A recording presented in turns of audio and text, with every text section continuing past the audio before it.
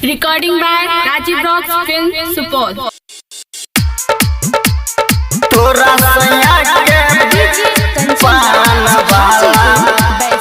पटना में दुकान छो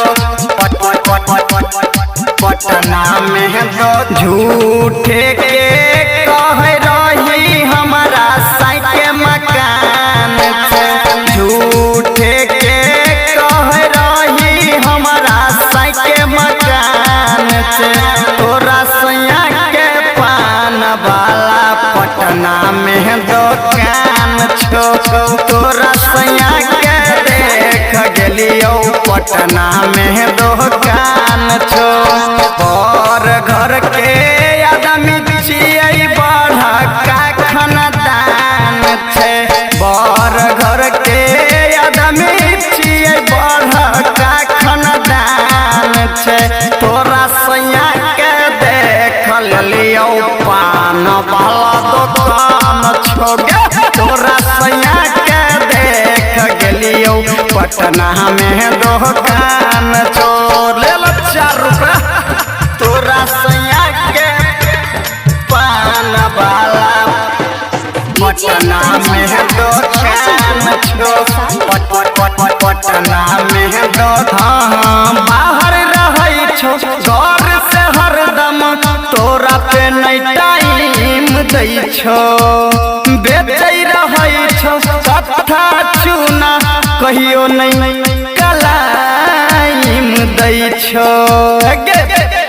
बेचै रहै छो कथा चूना तोरा पे टाइम नहीं दै छो नहिरा के संग लागल रहतो ठेला देखो तोरा पर नहीं दै छौ ध्यान गे ठेला देखो तोहरा पर दै नहीं छौ ध्यान गे तोरा सैया के देख गेलियो पटना में दुकान छो तोरा सैया के देख गेलियो पान वाला दुकान छो ले लो 6 रुपया पीस तोरा सैया के पान वाला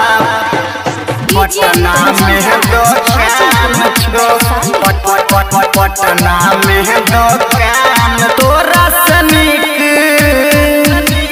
सैया तोहर करै छो प्यार गे ससुरा में नहीं रहल जैतो आबे पड़तो नहीं हर गे ललसा सब लागल रहतो कहियो नहीं मन पड़तो कहियो नहीं मन पड़तो राइटर संजय गुड्डू के तोरे पर छौ ध्यान